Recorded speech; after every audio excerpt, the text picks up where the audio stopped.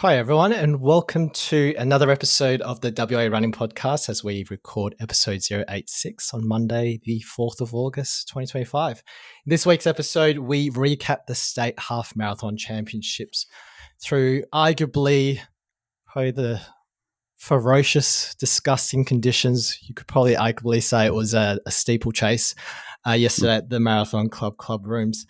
And later in this episode, we'll preview the upcoming Transcend event with one of our guest hosts. Across my screen is someone who I'm going to say was the bodyguard of the queen of the WA Marathon Club, Loz French. Chris, the bodyguard. Sure. How are you, mate? Good, thanks, mate. Certainly not a Kevin Costner type bodyguard.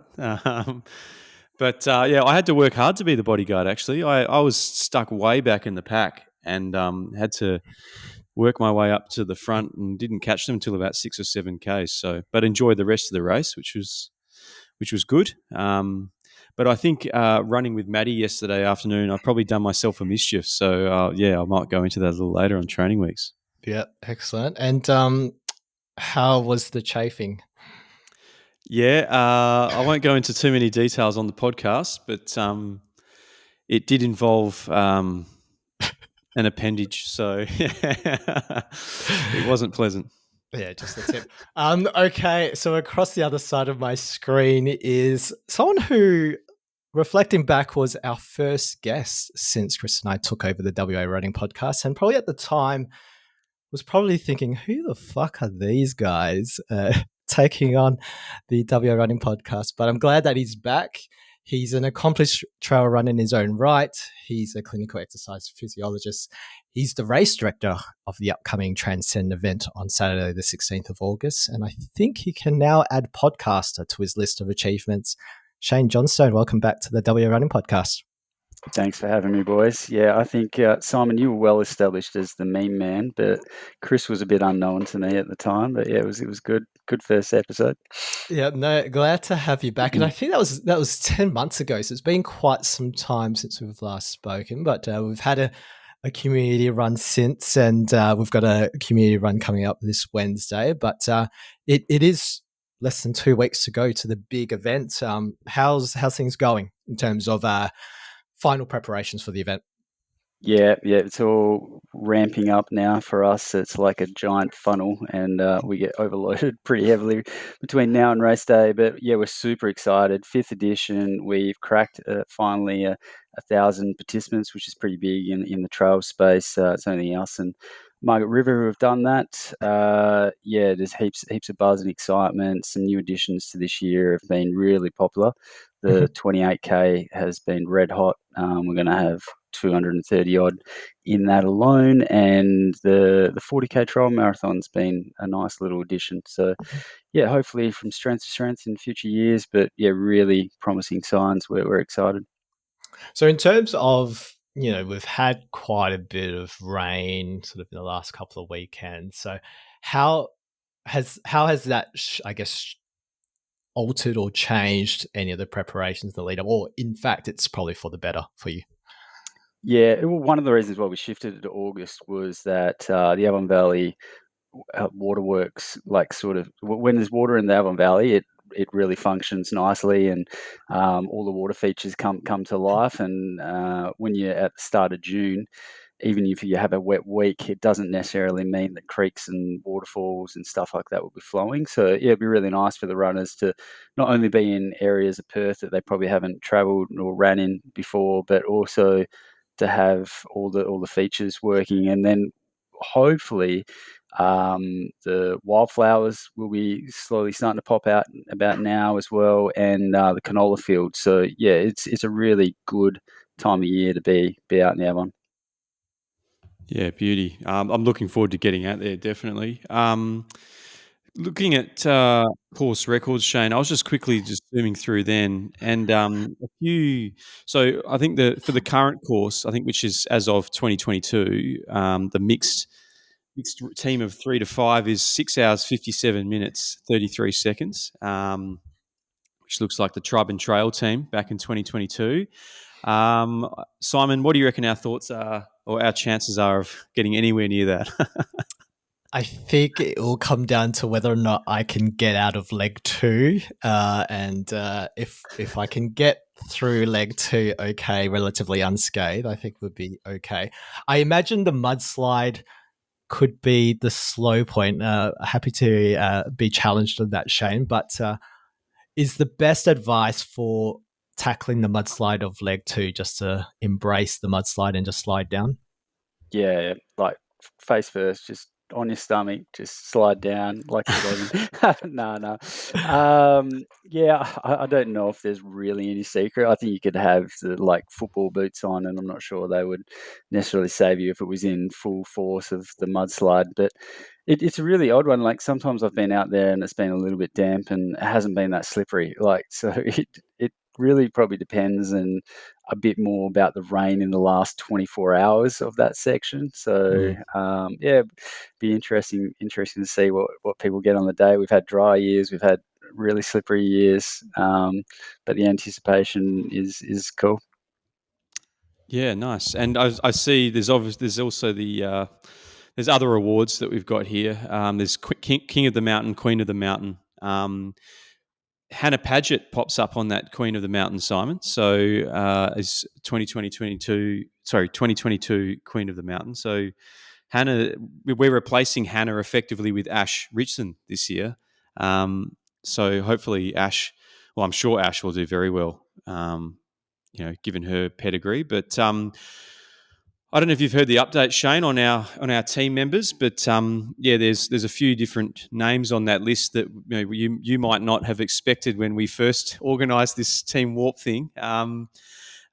We've lost Dan to a new baby. I believe was born last week, 2 weeks ago, 22nd of July. We've lost Sinead to injury and Matt Maguire to a poor mindset. So, No. I guess new faces to the scene. Like I've seen the list, and I think at least 2 of them are pretty new to the scene, which I think is great. Great to get some good, fast people exposed to these trails, and hopefully they get a bit more excited about it, and we see them tag along in bigger ways in the future. Yeah, it would be super interesting to see what time you guys punch out. It is a speedy team. Low sixes is quick, but we also have seen solos do that sort of time as well. So it does show that the teams could definitely sort of take it much lower. I don't think we've seen the full potential of a team yet. We have had the AFL boundary runners put in some really quick guys, and they took it down to, I want to say, 550, somewhere around there. But yeah, I still think potentially there's more room. Although in saying that, each year the course has probably just got a little bit harder each year, not like deliberately, but just hitting different little challenges, like like different owners wanting different sections of the course used.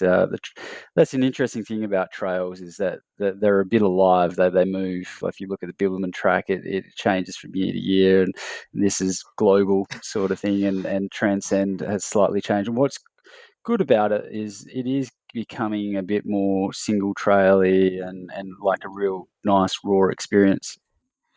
Yeah, beautiful. I mean, that's the stuff everybody wants to run, right? Is the single trail and kind of enclosed, or just feeling alone. Sometimes is the way I like to approach my trail runs. But speaking of people, members, people partaking in this race, someone was supposed to run Ultra Perth a little while ago and failed to buy a ticket, but is now signed up for Transcend, is Sota Mohara. And I'm not sure if you've had some words or run with Sota before, but it sounds like he's going head to head with Phil Gore this year. And a few others definitely who I've been listening to, which we can talk about in a moment on the Transcendent few. But I guess, how do you see those guys faring? I think Phil has run before, but Sota potentially is definitely the newbie. Yeah, I was at King of the Mountain back in June, and Sota was there. and I didn't see him after the start. So yeah, he's pretty quick, and that race definitely does lead towards being a bit of a roadie runner. But apparently, I was talking to El Caird, who's a very good athlete himself, ex-pro triathlete, said on the downhills, he said he was like shoulder to shoulder with Soda, and then Soda just like left him for dead and just floated down the descent. So yeah, he's obviously handy on the downs, and that's what you need to be at Transcend. So hopefully we'll see some really good pace out of him, and I think it will be guys like him that potentially help put a bit of heat on guys like Mikey Menzies at the front, and might lead to a course record. But the course is harder than when Josh Chugg first got that record. So, and I do still think they are capable of doing it. It would just take a couple guys to maybe give it a bit of a nudge, pushing along. So I guess entries closed over the weekend. Was it like Sunday night? Is that right? All closed midnight last night. Yeah. So I guess looking at the men's and women's elite, the list for the 65Ks, we've got those names mentioned already, but is there other names that we should be looking out for in terms of being in the pointy end of the 65K race? Yeah, 100%. I think the men's field's got a bit of depth, which is really, really exciting. I think Mikey will definitely be the red hot favourite. Like, it's not hard to sort of know that he's got things like winning UTA 100K under his belt by about 54 minutes. So, yeah, he's obviously all class.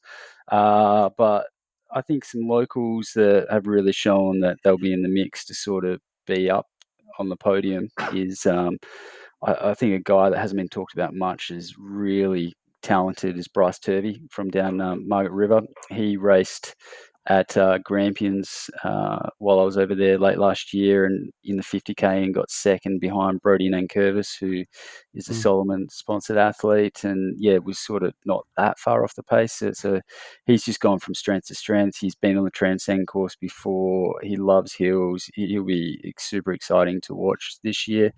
There's a couple little sort of interesting ones that people wouldn't have sort of seen on the trail as much. James Loughnan, he's an ex-triathlete, has set some really quick sort of Ironman times.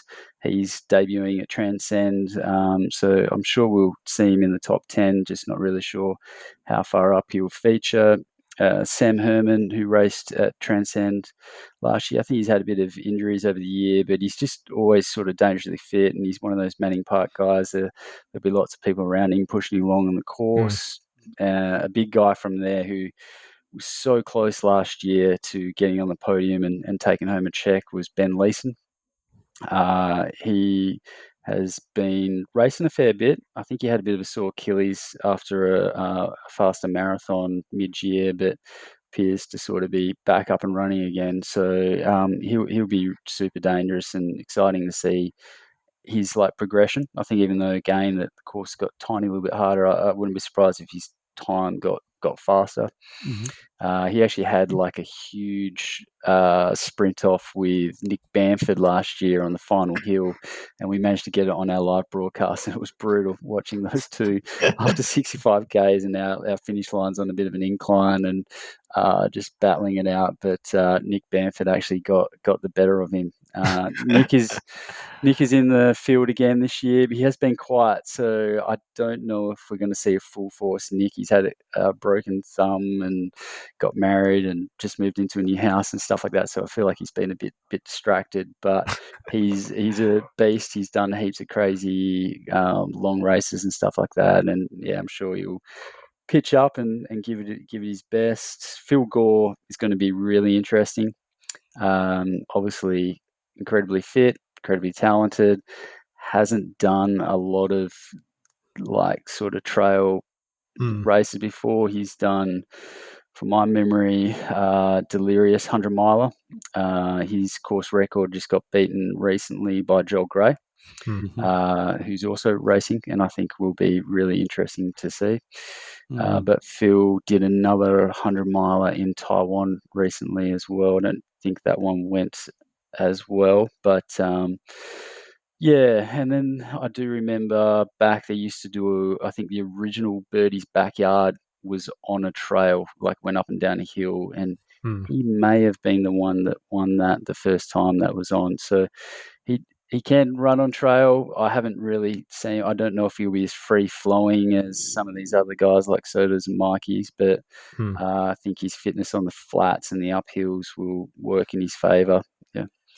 Excellent. Um, And in the women's, is there any names there that we should be looking out for? yeah. Unfortunately, the depth I don't think is as deep in the ladies. So we've just recently had Christy Laurie sign up. She's in super good form at the moment. She raced really well over at Buffalo 100K earlier in the year. Was in sort of the fourth female, I think, Mm. behind some pretty classy names. Behind Esther Chuag, who's finished third at Western States 2 years in a row. Mm. And then there was Bridie Temple, who had an absolute killer race, and maybe someone else, but yeah, there was some decent names there, and she recently, only just recently, won the Guzzler 100K in a pretty convincing fashion. So Mm. yeah, but she is mindful that she only just recently raced, but was super keen to pitch up. She's got some bigger goals next year to potentially try and get over to UTMB, so she knows she won't be in town for Transcend. So thought she might as well have a crack while she's fit. So yeah, and she's just got that Laurie last name, and if you're in the trail world, you know the Lauries can run. You've seen Yep. Erica do the bib, and Mike Laurie has pretty much every Strava crown and FKT sort of around, plus an ex-Com Games representative. So then we've got Kirsten Buist, who's just like a regular workhorse in the scene. She does so many races around that sort of 40K plus sort of distance. So yeah, haven't seen her race a hell of a lot at 65Ks. I think she raced pretty well at Margs earlier Mm. in the year. Could have got a third off the top of my head behind like Kate Baker and stuff like that, who are obviously pretty talented. Um, and then Lauren Marshall, one of Soda's friends from over in New South Wales. I don't know much about her. Looking back a few years ago, she had some pretty good results. I think she had some injuries and is just sort of really getting back into it. So I don't know how fit she will be, but if she's fit, she could be definitely in the mix. And then a bit of a roughie to be up around there, I think, is Sarah Craig. She's like a bit of, again, just a workhorse, really good training athlete, and has done Transcend before. So yeah, it could be just one of those ones that sort of pushes along and finds herself in the mix. Yeah, nice. And I guess someone else you've had on the pod in addition to Mikey on the Transcendent few was Meg Coffey. So you suspect Meg's going to be up there in the mix. Oh, we would have loved to have Meg come, but unfortunately, she's not really in the right space to come over this year. She did UTA 100 miler earlier in the year, won that also pretty convincingly by about 51 minutes. But yeah, she's just sort of taken a little bit to rebound from that, and they've got what would be about a 15-month-old now, and so it was in the mind, but yeah, just hasn't unfortunately worked out. But yeah, she is a great one to listen to. She's finished second at Transcend before, only by a minute to Sarah Ludovici. They ran like low sevens, which was, I think, the second and third fastest time we've had Wow. from a female at Transcend. Yeah. So let's go to, I suppose, the legs. So let's talk about, I guess, the team relay aspect and the legs 1 to 5. Are you able to maybe delve into like perhaps what are the things to watch out for in each of those legs? Because I'm Yeah. aware of the dangers and the perils of leg 2, but perhaps let's go from 1 to 5.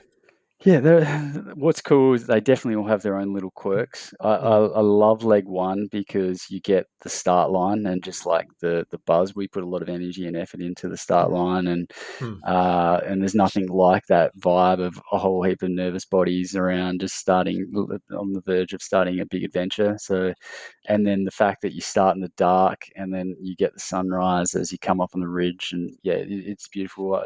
And leg one is really nice in the sense where it does capture a lot of the water features of the Allen Valley running across the river. You get Bells Rapids, Bells Falls. In saying there is quite a bit of technical in leg one, there's a bit of flat running in the first couple of K. Then it's pretty much up. Along the top of the ridge, you get some flat, easy running. Then you're on a techie down. Then it's pretty techie flat. Then you've got Bells. Bells Falls is a tough climb. Then you're on a single track all the way up to the top creek that you go through. And now we've got the new 2K section there that leads you into aid station, which, if people are comparing to what they did last year, might be a little bit surprised that it goes a bit more up down, isn't just a flat fire trail. So but what that has unlocked, it puts you on a little bit of the hillside of Bells Rapids, and the view over that side is epic. We got a photographer we're going to put up there this year. Should get a really cool shot of a runner coming past with Bells Rapids in the foreground. I'm really curious to see how well that turns out. Obviously depends on if we don't have fog or rain or whatever, but it's got the potential to be an epic event shot. Then leg two, so they've got a bit of a techie downhill start. Sometimes if it's wet, there's like about a 20-50 meter section early on that is quite slippery that will catch people off, but they'll be fine. Then we've cleaned out a fair bit of that section along the next sort of plateau. It is single traily, but I actually really enjoy that session. It flows really nicely, and it's good fun. And you get a bit of fire trail that goes up, down, and this is where some of the clay can start coming in. It's not only the mudslide. People don't often talk about the up hill there, which actually can have a bit of clay, and it's a bit of a hike. I call it Ali's Death March because one of my good mates I run with, that's where he DNF'd one year. But so you get beyond the mudslide and then you're heading towards the creek. I heard this week that the creek was mid-thigh depth on Clint Flood, so that's above head height for Simon. So he's in trouble there. I need to. So do I need to bring floaties as part of my mandatory gear, or what do you reckon? Well, this week, I'm not going to lie, I went into the surf club shed and grabbed out a couple flotation devices to take down. So, we'll keep an eye out. I wouldn't bother trying to put plastic bags over shoes. We actually have footage one year of someone, I'll have to dig it out, where someone tried to put plastic bags over their shoes and walk across the creek, and because it's actually a flowing creek, it just acts as a sail, and they were just like on their side before they could know it. Interestingly, a really famous race in the States called Hard Rock had Mathieu Blanchard, the guy that finished second, very famous French runner. He very seamlessly slipped on some plastic bags and ran across a creek, but it was a still creek, so I think people could be easily misled with that. But what's really cool, we call it on Strava, you'll see it ice to fire. So you got the ice of the water because it will be fresh, but you just go straight uphill after that. So it's a nice little soothing. You get uphill and then you get up onto a nice ridge line at the top again, looking over the valley, looking over where you started. So you've sort of done a bit of a loop there. And from there, it's pretty non-technical fire road for quite some time, a bit of a false flat. It's not like crazy. It's just like that annoying slight gradient that it's not easy enough to get your breath back. And then you cut left and don't miss the left. We flag it crazy, but people have somehow in the past jumped over red and white tape. And then you sort of go out to a point where there's a really nice viewing down the Avon Valley towards 2J. And so you'll see where you've got to go. That then enters Peruna, the wildlife sanctuary, leg 3, the Valley of Stairs. So these are big different steps. If you've been to Kings Park and done a bit more Kokoda, it's definitely not like a Jacob's ladder kind of steps. And yeah, they're sort of interspersed across the trail, which will just throw people's rhythm. But it is one of the most beautiful parts of the Avon Valley. It's really cool, has lots of little waterfalls, and it's just got like a really quirky little vibe about it. The trails are really well looked after by the keepers there and stuff like that. Yeah, so just expect stairs and ups, downs, and beautiful views pretty much along that section to the Nissen Hut aid, which is aid 3. And aid 3 is deceptive. A lot of people look at it on the elevation profile and just sort of see a downhill, then a flat section to the aid, but it's just relatively flat to the rest of the course. So there still is up downs, there's little pinch climbs, there's still a little bit of techie surface, but it is a lot of runnable stuff, and it's quite straight lined, like parallel to the rail there. So you find like a lot more of the road runners are definitely opting for that leg. And there is a section though about a K out from the aid station where you hit goat track, and it only goes for about 500 meters, but it is enough to throw people's rhythm. And I got some people that absolutely love this section, and I haven't actually had too many complaints, but I'm sure there's some people that absolutely hate it.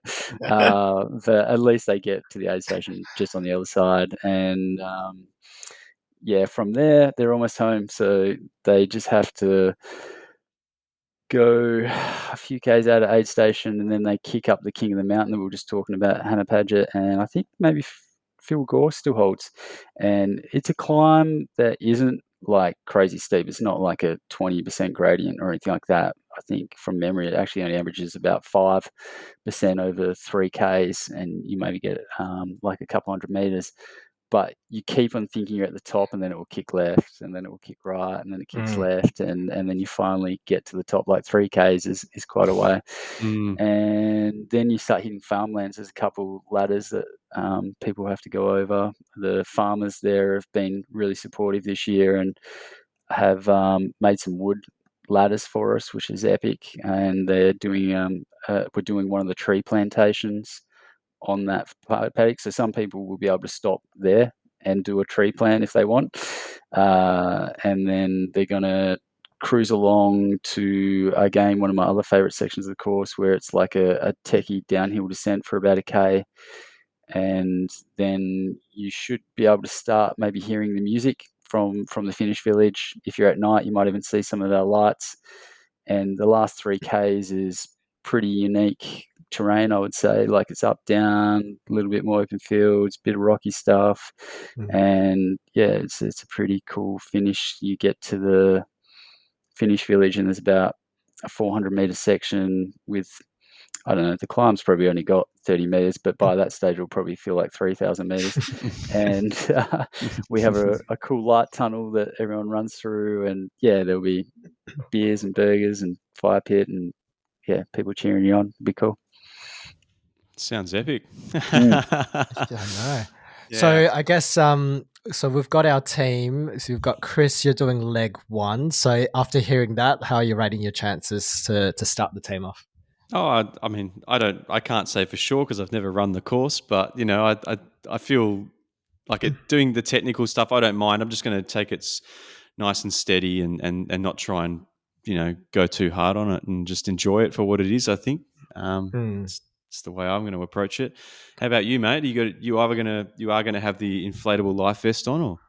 Yeah, look, I think a major win for me is to survive and get to the aid station, I think. So I was talking to Tina about, because I usually do my sessions on a Saturday, and I'm like, I'm doing Transcend. I don't think the 3x3K at tempo effort's going to work on my leg for Saturday. So she's got me doing a pretty spicy long run the next day. So I think I need to survive and save the legs for that. But yeah, I think if I can survive and not drown, I think you're going to just need to set up a camera or a lifesaver stationed at the creek crossing. I think that would be key for me. But no, I'm pretty excited for it. I think I probably should do a trail run this weekend. Probably. It's probably a good idea.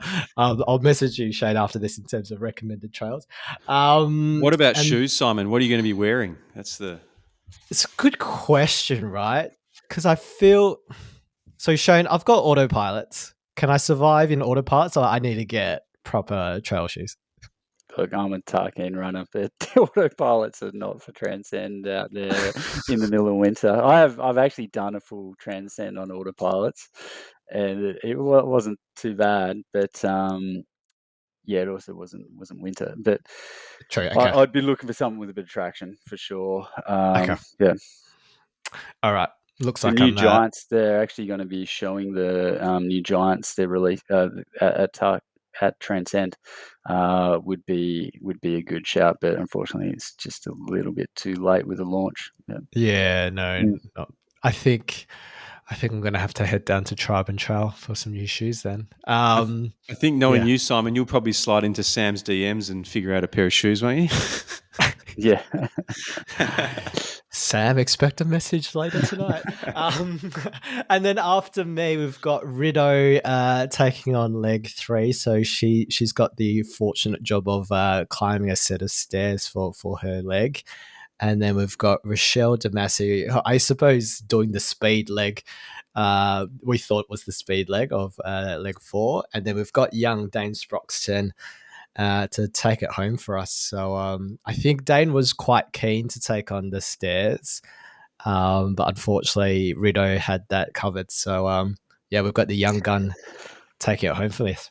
I think Rido will do fine in Peruna. She was running super strong at King of the Mountain recently, and there's this bit of a story I've got of her. She was one of the original Cape to Cape holders, and as a part of her FKT, she stopped at the pub and I think had a beer and a bit of pizza or something like that, and then restarted the run. She's great.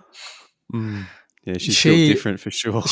She's so she's built different. It's definitely something in Bunbury, that's for sure. I mean, she was the one. She was on our Bunbury training series, and she was running less than 60k weeks and just missed out on sub 3. Like, it was just crazy the strength that she has to run that fast. So now we're expecting good things from Rido in leg 3, that's for sure. All right, so those are the legs. What's in terms of the aid stations? I know when you came on last time, there was a bit of a tease in terms of some of the delectable goodies in store, but can you share with us some of the treats that should I survive my creek crossing? What should I be expecting at the aid stations? Mitch has gone absolutely bonkers with his nostalgic lolly order. I think last year we had something like he ordered 35 or 40 kilos of these nostalgic lollies. This year it's like over 100 kilos. There is everything from big bosses to, like, I don't know. We literally just asked our work team every lolly they ate as a kid, and I think he just pretty much selected order. So yeah, expect a very large range of lollies, chips. Aid stations 2 and 4 will have toasted sandwiches and soup and stuff like that as well. My mum cooks up a whole heap of slices. She's a cook, and I think she's making like 570 slices or something like that this year. So they'll be out on course. Just your standard things as well, bits of fruit, and we got the Tailwind Mandarin, Coke, we got a ton of Red Bull. Pasito has to be out there. Pasito's a classic connection to myself. Actually, I have to give a shout out to our running guys, Pasito Patriots, who are featuring at Transcend as well. I actually think some of them will be a bit of a shout for the top 10, because we got Ali Wilcox, Luke Hudson, Oki Diggins, Brendan Verrier. I think those guys will be fairly up in the mix as well. Yeah. Jaden. Yeah. So yeah, it should be plenty of food options out there. You're definitely not going to go hungry, and please eat it, because it's going to stop me from getting diabetes afterwards. Yeah. The other thing, I saw some articles about B6 overload or something like that, and then Red Bull's got it in there, and I was like, well, you should see how much Red Bull's in my house. You should make sure someone's got to drink it. Looking forward to it, mate. Looking forward to it. All right, well, let's sidetrack a little bit. So tell us about the Transcendent few podcasts. How did that come about? Yeah, it was really opportunistic, really. Like I started to realize that, I guess, from just being in the space for quite some time and just being really well connected to some really high performing, good mindset runners and people. So we sort of thought that we would do a bit of a series in the lead up to this Transcend.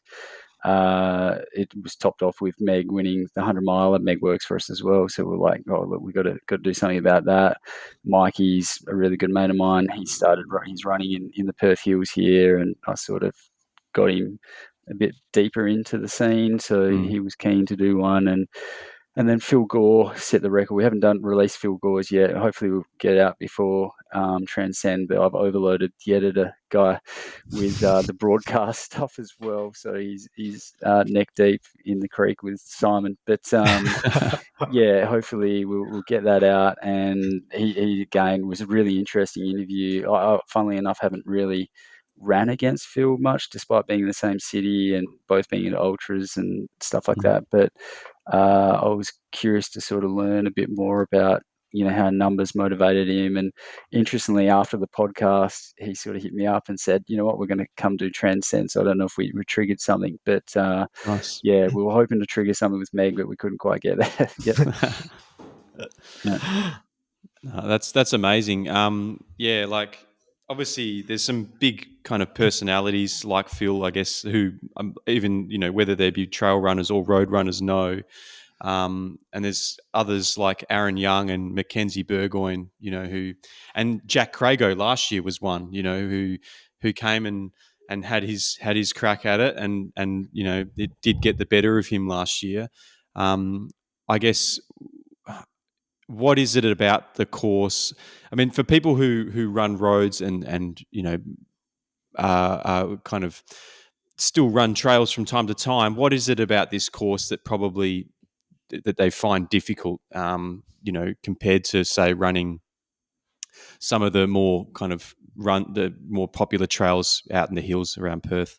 Yeah, I think one of the biggest things that people struggle when they're shifting to trails, or trails that I guess a bit more true trails. Like, I think a lot of people in Perth, when they think a trail, they think that it's the Helena Valley pipeline loop.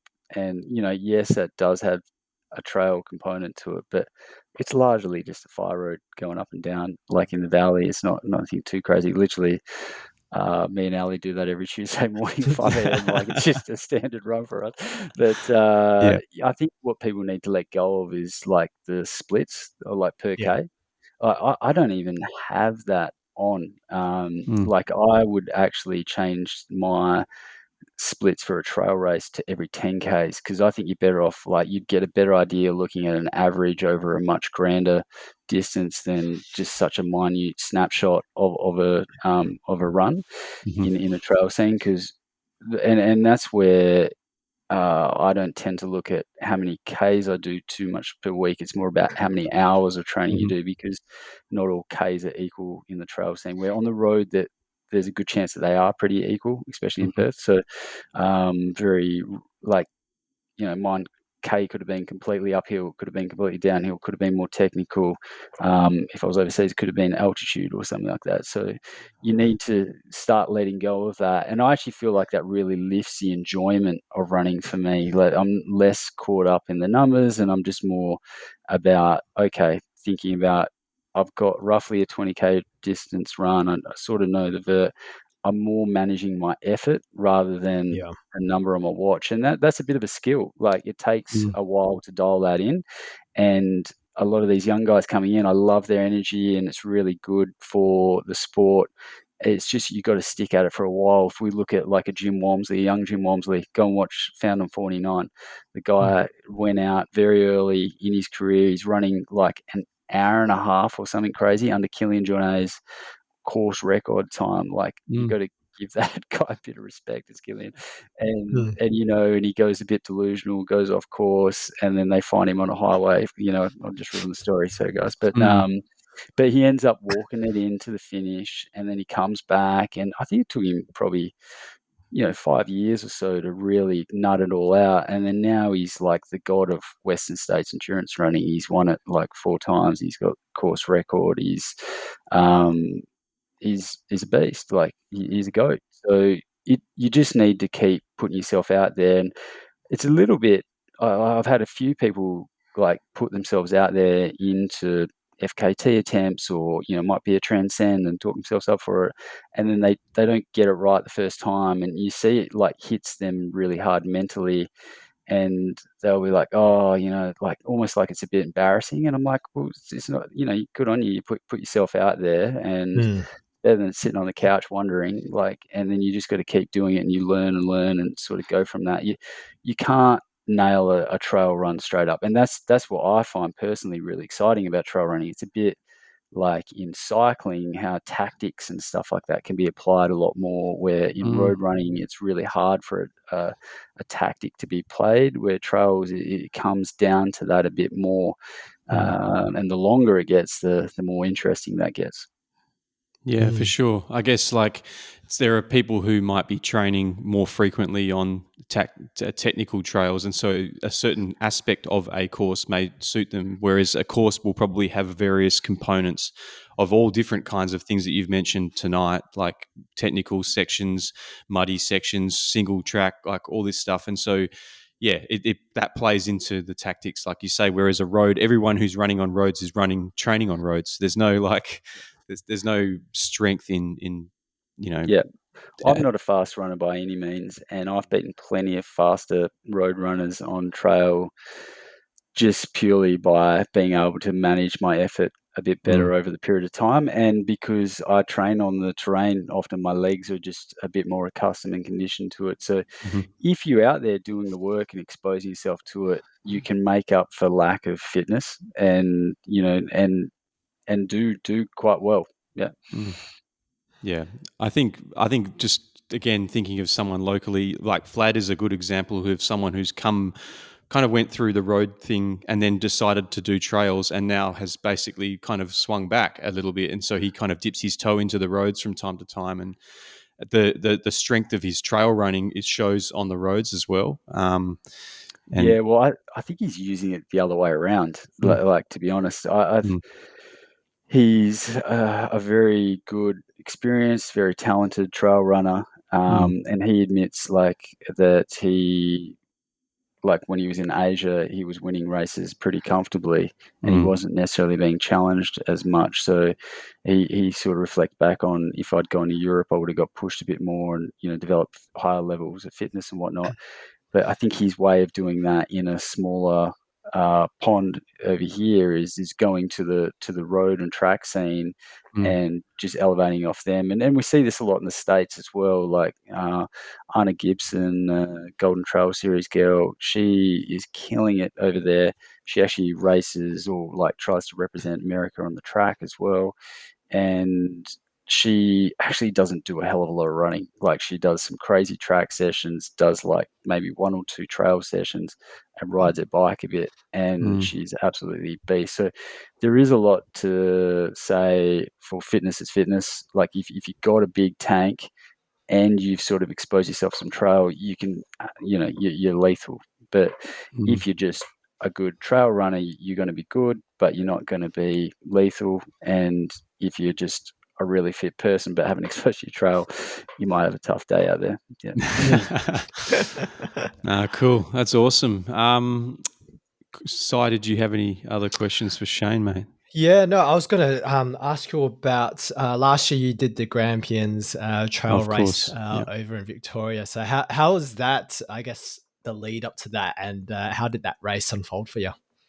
Yeah, it was. I really enjoyed most of it. Yeah. So last year I did the bib, and then I had to have obviously I finished prematurely at 630 Ks, Mm. and then had to have 3 months off, which was tough. But I still just wasn't quite right anyway. But I was able to start training again, and I think I was about 19 weeks out from Grampians, which I thought, that's a really nice period.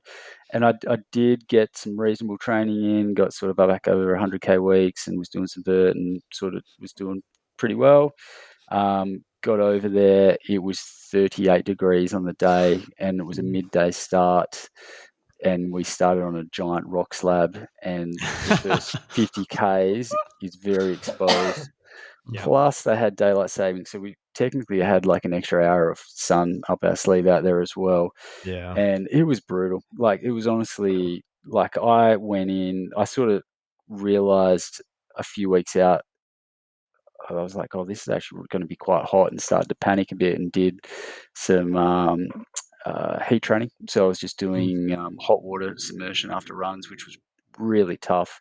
I found that because we were coming out of our winter, it wasn't actually that hot for us, but which is odd for Perth. But Yeah. we'd had a bit of a slower start to summer last year, even though it proved to still be pretty brutal. But yeah, the baths were knocking me around. And I was like, oh, this is going to be tough over there. So I went to nth degrees to try and manage. So all white sleeves and shirts and the Legionnaire hat, and I was filling up every little compartment that I had with ice, even like sides of my hats, the sleeves, and I was like just making noise as I was running. But it honestly was melting. What I think the biggest issue over there was, in the first day there was zero wind, so it didn't really matter that you were wet or cold. There wasn't enough airflow to really get the cooling effect. And I was passing guys 7Ks in who were doing the full 100 miles saying this is too hard, and then they were done. And I'd get a bit further around, there was guys sitting on rocks like just being like, no, I'm done. And the attrition was crazy, but they were doing it to themselves. Like, the pace was again, it's a bit dial back the conversation earlier where I was sort of like, I know I'm fairly well trained. I've done a bit of heat training. I know what I'm in for. This is a really tough technical course. It's long. Like, yes, I could run quicker, but I'm not going to because it's 38 degrees. But there was a lot of runners there that just weren't able to shift their mentality, and it cost them very quickly. Like they literally struck a whole box of matches in the first 10K, to the point where the race organisers were hiking down extra water, like 5Ks from their original water spot, just handing out water to people coming through, just trying to get them to the first aid. But a large group got through and went on, and I actually started to really claw my way back into the race. So I would have been 30th maybe early on. And through the night, I got up into fourth, and I was overtaking guys like George Murray, who's won UTA. Who else? Max from America, who was like one of the big names there that they were expecting to sort of win the race. And yeah, it was all starting to shape up pretty nicely. But then around about 110 Ks in, I busted up my feet on a descent, and I came to a very slow crawl, and I was like, I'm done. Like, this, unfortunately, I just like couldn't move at any kind of reasonable pace. Like, my feet were too busted, and as it was, then I decided to pull a pin, and then they decided to actually call off the whole race because they were having too many medical, so no one got to finish, unfortunately. Yeah. So we'll go back next year for a bit more of that. Yeah. That was my follow-up question. Are you doing that all over again? Yeah, well, fortunately, they've moved the race 3 weeks earlier. And it's just a roll of the dice. Literally, that race the year before, they had torrential rain and lightning and had to stop the race for half hour. So I think it's just nature. You just don't know what you're going to get. They definitely made the right call calling it off, because it was 2 or 3 weeks later, they had the huge Grampians fire. And that was like, and that was another risk, that there was a weather warning that came through. They were expecting some dry lightning, so they just decided that it was too risky and needed to get everyone out of there. And it was lucky that we did. I think again, that's just I say to people, if you want to do like these big challenges, people talk about doing Everest, and they want to take on a big beast like that, and you need to be in a mindset of conquering Everest, but you also need to be in a mindset that if it started to unravel, that today is not the day and I can come back another day, because it's the people that don't adjust Yeah. that push to the summit, and then they, most people die on the way down with Everest. It's because they ignored a weather warning or ignored Yeah. some signs and symptoms from their body. And fortunately in ultra running we don't see many catastrophic sort of stuff like that, because it's not as crazy of altitude and as risky, but it could happen if we ignored things. And and I take that very seriously from a race director sort of perspective. Now I've been, it's good for me to go over and do Grampians and see that, and I sort of took a few things. I was like, geez, maybe we could have actually called off that a little bit earlier or Of done a few course. things differently. So yeah, it's good learnings, because you never know. So are you doing this year's edition then, or Yes, yeah. okay? So yeah, early November I'll Yep. head back over. It's 12 weeks after Transcend. I lose Yeah. a lot of fitness in the next couple of weeks, but yeah, nothing I can't hopefully get back. Get back. All right. Well, let's get straight into training weeks then. So Mm. what has your training been like in the last week? And I suppose with Transcend, it will remain low for quite some time. But like, what are you hoping to ramp that training up in the lead up to Grampians later this year?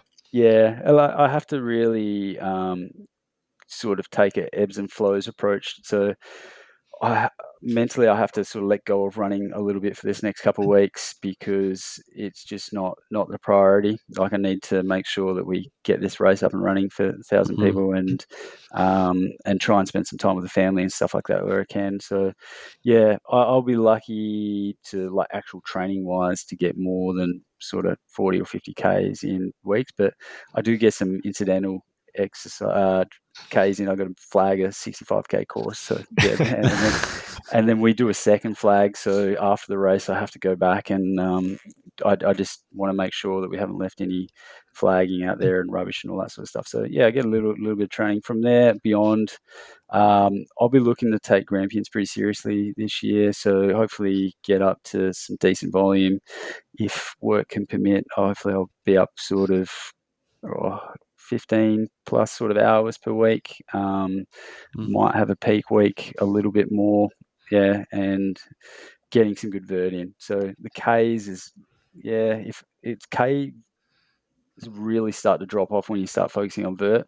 Like, I'd like, say, 100-mile weeks or whatever like that, but I would be happy to sacrifice Ks for this course, because it's not fast, it's super technical, and I need to really focus on uphill, downhill sort of durability.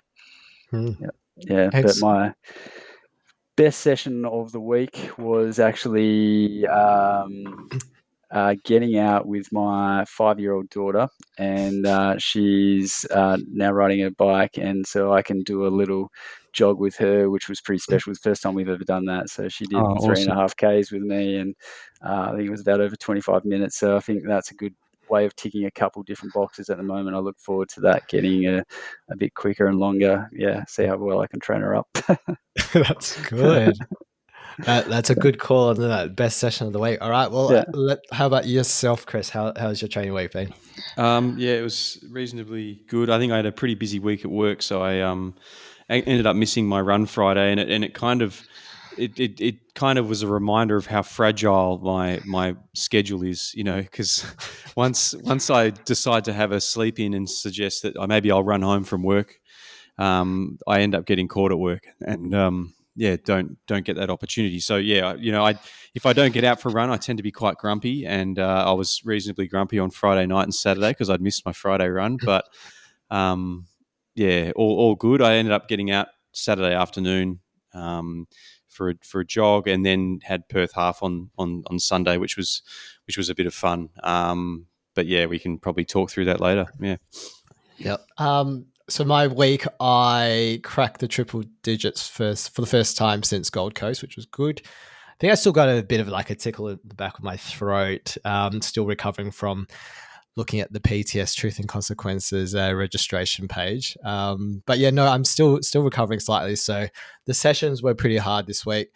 My key sesh was the tempo on Saturday, which is a baby workout post Gold Coast, but things will start ramping up with the Saturday, Sunday, the big days. So I do what will become a long tempo session on Saturday, which I think in the lead up to Melbourne later this year, we'll be looking to switch the tempo to more threshold efforts with a float.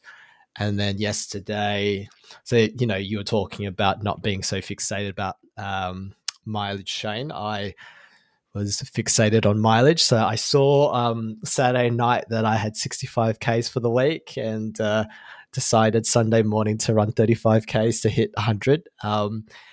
And yeah, just experienced it all Sunday morning. Got a bit of rain, got a bit of hail, got a bit of lightning. Jumped through some puddles, so I did practice some creek crossing for Transcends. But a big morning on Sunday. Finishing off just in time to see the Perth half, so that's good for me. And the next couple of weeks, it's just starting to ramp up again. So straight into marathon build for Melbourne. Some big weeks in post Transcend, basically. So just need to get through Transcend unscathed, and then it'll be ramping up some big weeks. All right. No, any questions, Chris? No, I was just going to say, just be safe, mate, and take care of yourself. Don't do anything stupid. Yeah, I will do my best to be safe in stage 2, because got a big day the next day. All right, let's get straight to results. So we got the Perth half that was on yesterday at the Marathon Club rooms. Let's get straight into the results. So we had, I guess it's safe to say the weather was pretty full on, and I think the half, was it the half that was delayed by half an hour? Was that right? Yeah. 20 minutes in the end. Yep. Yeah. So we'll start with the 5K. So in the women's, we've got Jessica Evanson taking that in 1954, Elise Detanovich in 2018, and Kimberly Young in 21:58. In the men's, the 5K was taken out by King of the North, Liam Dardengo in 16:06, Daniel Russo coming second in 16:27, and Josh Brown in 16:31. In the halves, the women's was taken out by Loz French in a very good time of 1:23:29 in those conditions. Coming close second was Jess Reynolds in 1:24:12, and Maisie Bird in 1:23:16. Should be 1:24:16, yes. 1:24:16.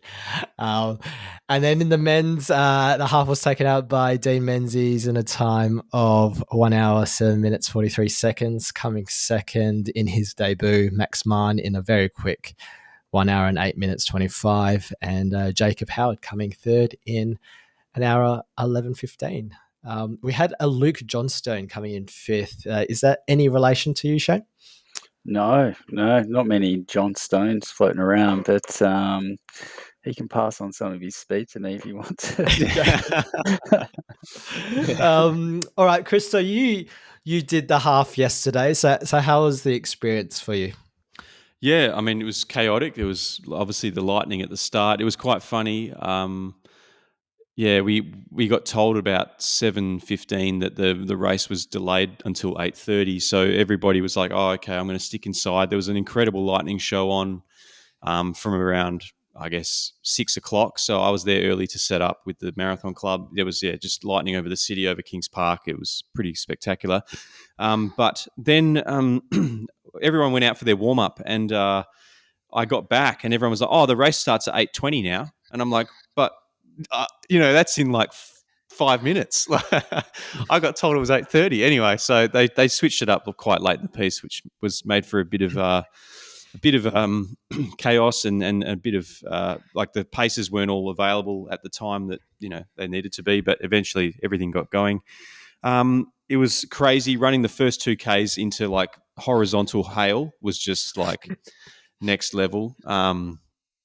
I elected not to wear my glasses and just almost blinded by that hail at the start there. And then I could see Matt running with Loz, maybe a couple of 100 meters up the path, and I was stuck kind of toward the back. So I just had to slowly work my way up, and then eventually found them around 6 or 7 Ks at the Narrows Bridge.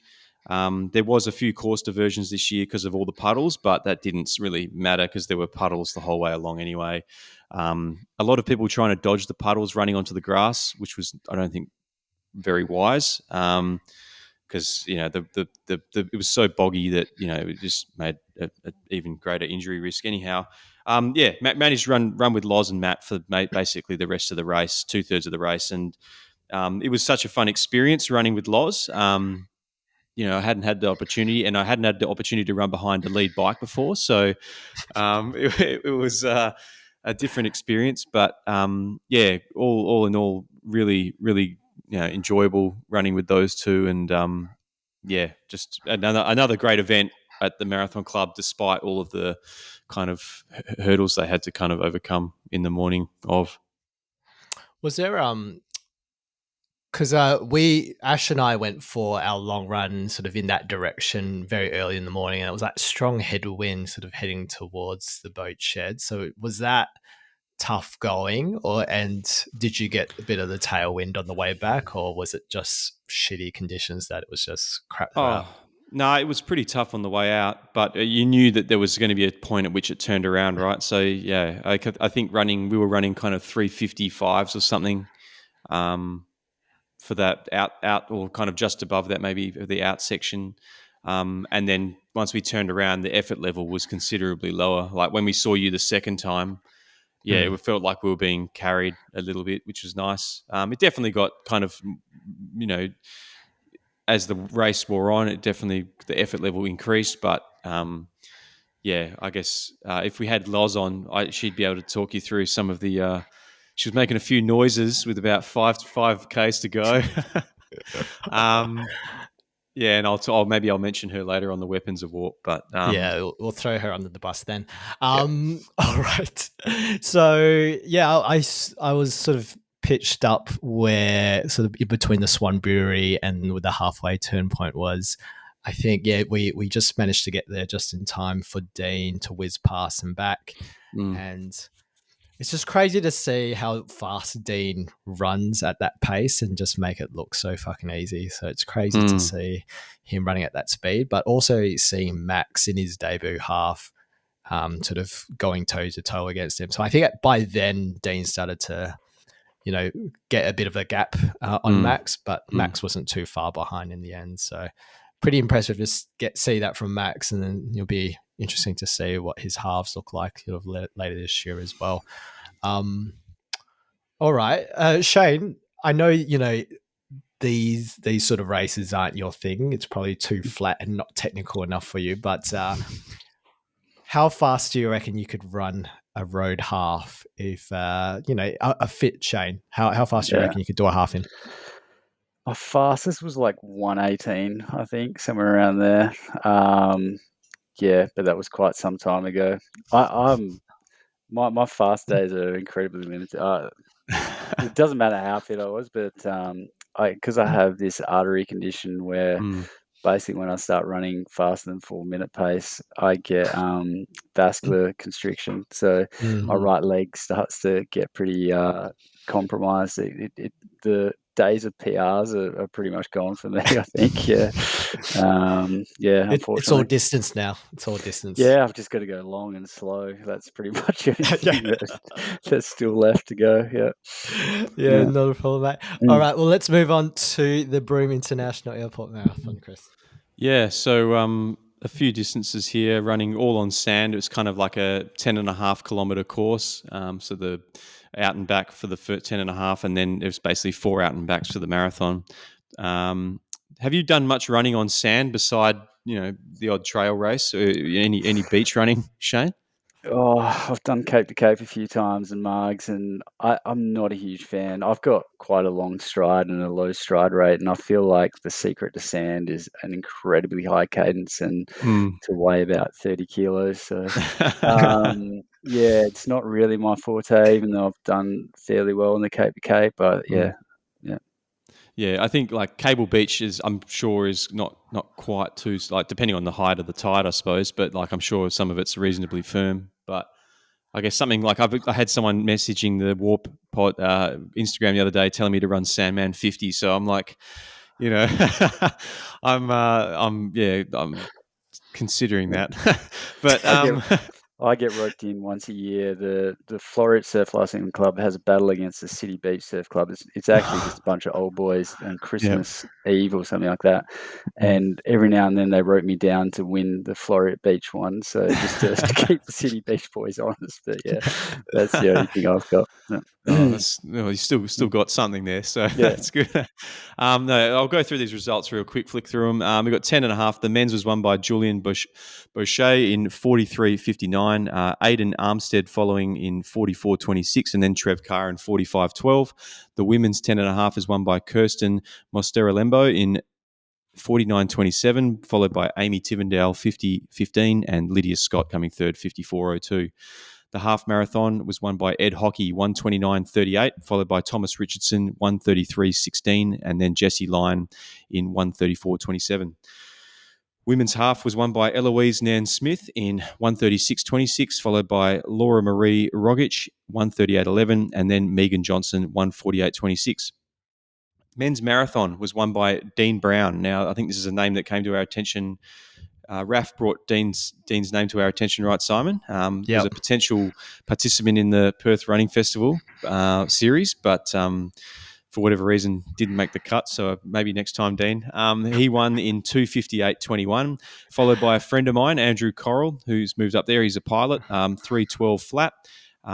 He actually inspired me to run my first marathon. He's probably about 12 or 13 years younger than me, and when I saw him run a 3:15 at the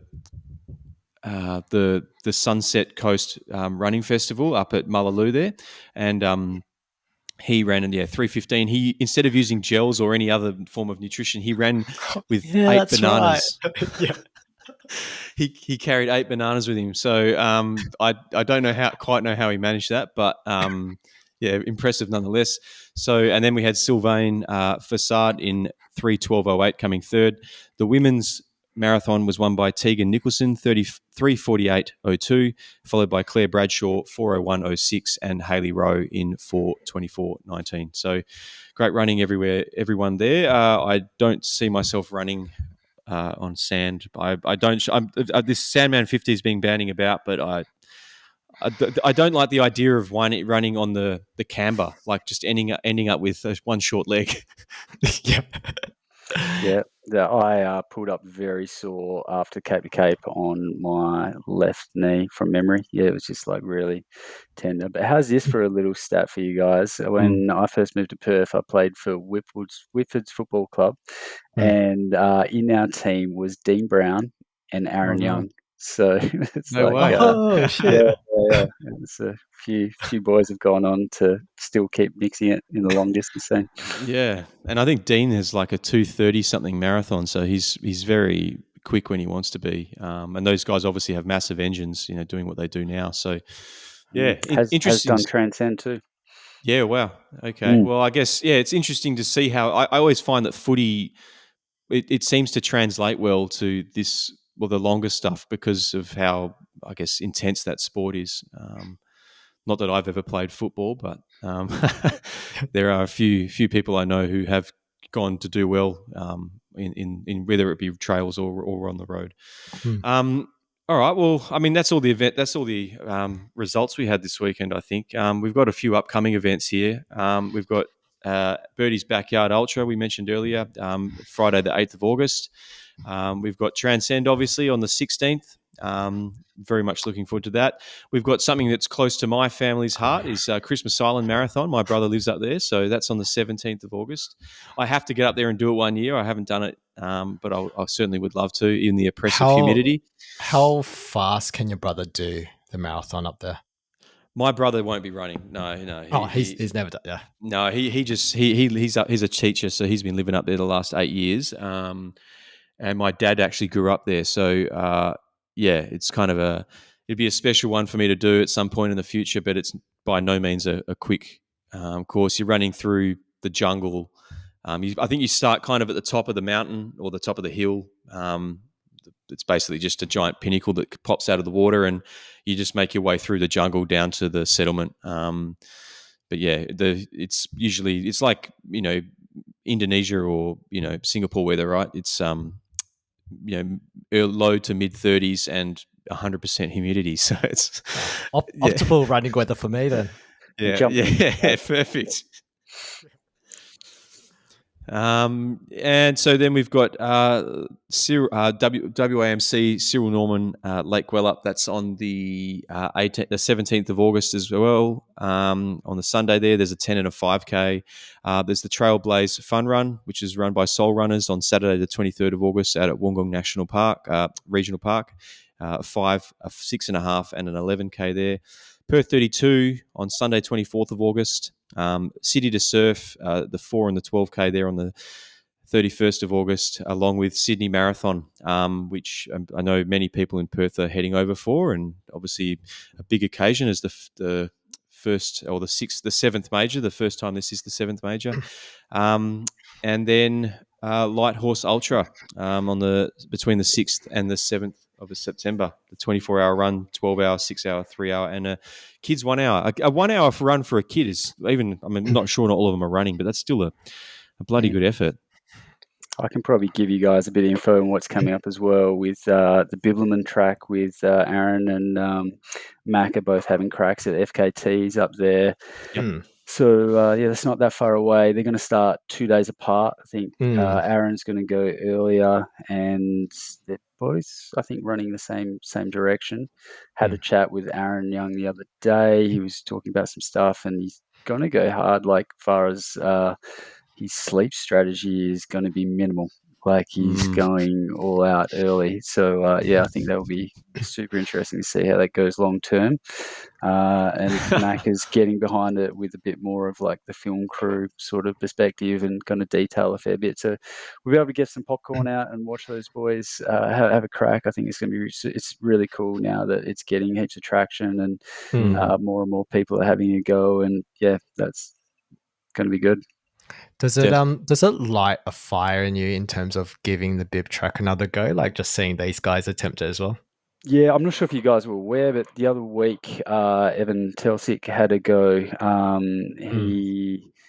I actually went out with him on the first day, and I ran about 40 odd Ks, but ran about 36 with him, and it was really cool. It was a Monday night, and I thought, how cool is this? Normally Monday night I'd be not doing much, and I'm out here coming across. He was going from north to south, so I was running across Mount Cuthbert and Vincent at 8 o'clock at night or even later, and just with him, helping him on his journey. He ended up doing a really solid day there. He did 106 Ks, but he unfortunately, his patella tendons really flared up and he really struggled the next day.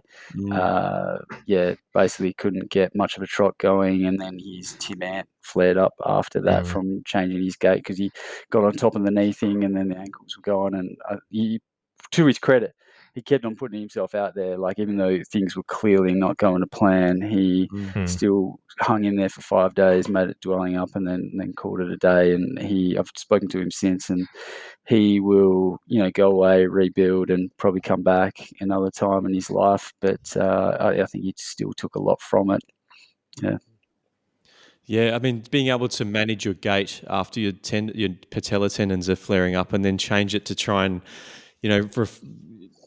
being so in tune with your body that you can actually solve that problem on the fly, and then, unfortunately create another problem for yourself. But, the fact that you can do that is mind-blowing to me. Yeah, I was literally sending him YouTube videos on how to tape his patella tendon to take some pressure off, and he's like, okay, that works, but now I've got this problem. And I've got a new I was like, oh god, there's only so many we can deal with. But like to have 3 have a go within sort of like 4 months of each other. It's cool. It's good things are coming in years to come. Yeah, for sure. I think we've had Aaron on a couple of weeks ago, but we've got Macca coming up in a couple of weeks' time. So it'll be interesting to see what his thoughts are on it. Obviously, having the film crew out there is going to expose a lot of the course or the track to people who had never been out there before. So it'll be awesome to see what comes of that. Yeah. What would be interesting, both of them being out there and also Aaron getting a 2-day head start, like the mental aspect of that, like whether For sure. you're like, okay, he did X amount, so do I need to do that? Yeah, of And course. like when you're out there, are you pulling up his tracker, looking at where he is? Like it'd be really hard to disconnect from that. I think that could add another layer. Or what would be really cool is they both started on the same day, one south, one north, and we got to see him like True. Yeah. cross over at some point. That'd be cool. Yeah, That would be epic. Yeah, for sure. It's going to be like a lot of dark thoughts, right? After days 3 and 4.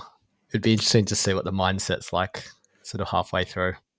Well, if Aaron goes as deep as he was talking, I think it could be interesting from that perspective. Yeah.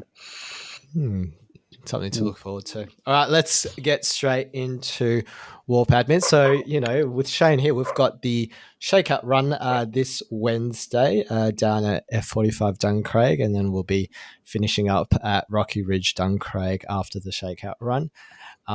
Not a trail run; it's just a run around the burb. So I'll definitely be there. No sickness flare up. I don't think from my end. I think you're going to be there as well, Chris. Yeah, of course, definitely. Rain, Yeah, hail, or shine. Mitch and I will be there. 50% off core house beers as well afterwards for a bit of a social aspect. It'd be nice to make some trail mates before everyone hits the trails at Transcend. Yeah, looking forward to it, definitely. And then we've got something that I saw sort of on the Instagram in the last week was Ath West has released their summer 2025-26 program for later this year. And I was having a look and it made me, I remember we promised this on the pod at one point around us trying track for a season, and we are fast approaching to summer season. So I was thinking, I'm doing Hurdies next year, so that's probably my unhinged behavior post Melbourne Marathon later this year. But how about yourself, Chris, trying to take on a bit of track over the summer? Well, based on how my right calf's feeling right now after my run yesterday, I can't see myself running an 800 metres. Yeah. Well, I was thinking that maybe so the options for us, I reckon we do at least one Strive event. You can put me down for that. That's Yeah, I would love to do more. I mean, to be honest, 1500 meters. I feel like I've not had the experience as a young person, so going into doing that as an old person, it seems like a recipe for disaster. So, I think doing a couple of 3s or 5s on the track might be a bit of fun. Yeah, definitely. And that's it. That's it for us in Warp. Was there anything else that we had, I guess, coming up from a Warp admin point of view? Nothing that I can think of off the top of my head, but I will make a few call outs here on the weapons of warp while we've got Shane here, because I think I was listening to Team Crap's latest episode actually, and they have got a team together and it's still together. I think they've substituted Shannon out for Sarah Denford. So, Shannon unfortunately hurt her ankle a while back, and it's probably not wise that she goes and runs something particularly technical, to try and get herself back on the roads. But they were calling us out and saying that we were old, Simon. Really? Yeah. I'm only 36. Yeah. They accused us of getting Dane Sproxton on the team so that we can reduce our average age. Well, I mean, we're only getting Dane, not because he's 14 or 15, but because he's a better runner than both of us. So interesting. Anyhow, no, there was a fair bit of some suspect kind of tactics going on there I was listening to. They were talking about potentially sending us off in the wrong direction or spiking our nutrition or even tripping us over. So, we'll see what happens on race day there. I feel like they won't need to do anything in terms of sending us in the wrong direction, because I think we'd do our best to try and stay on track. But it will be. I don't think any of their tactics would work, because I think the biggest enemy will be ourselves.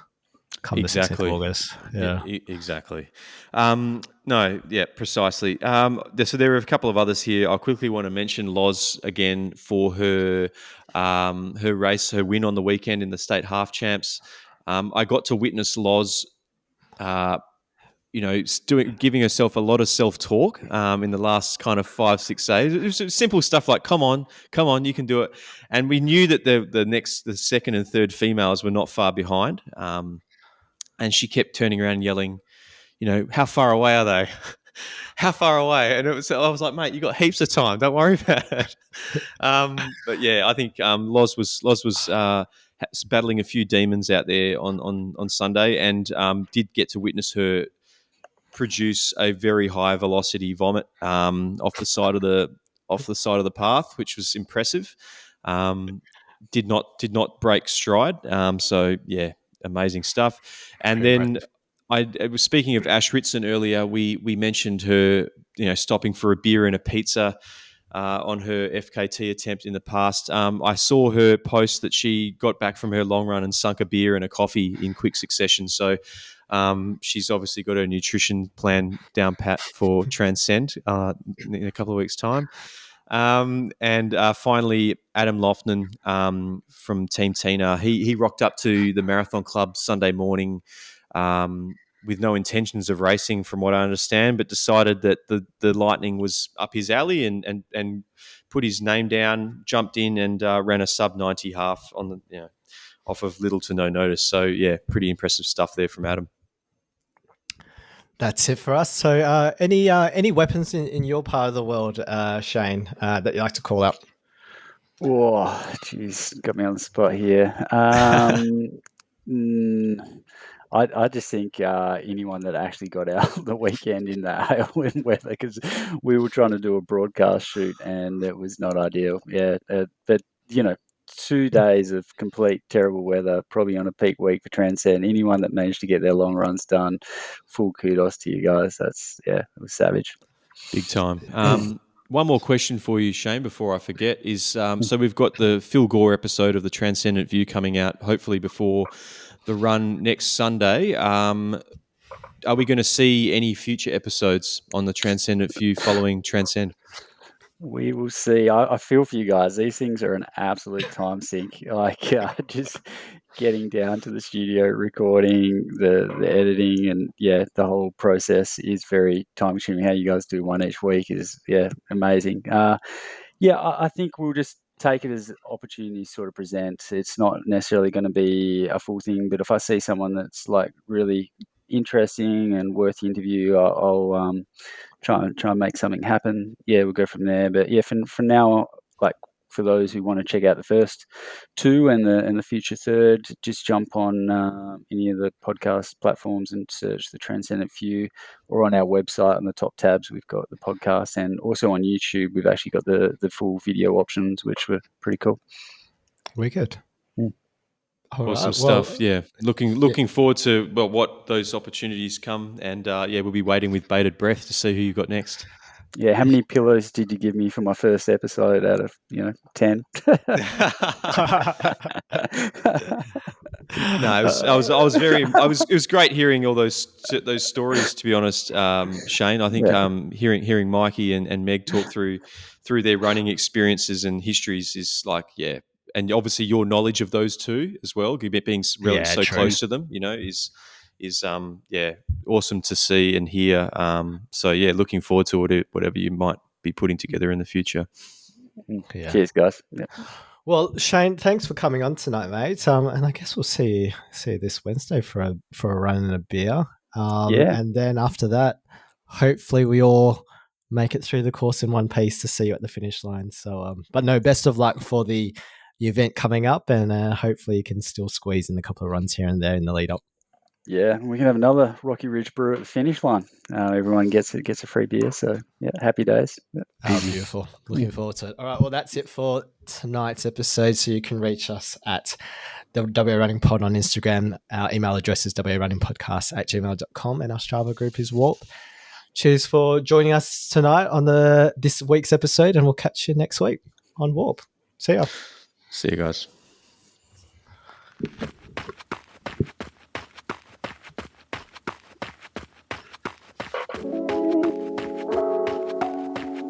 You didn't want to call out Mark Griffiths about casual kudos or anything?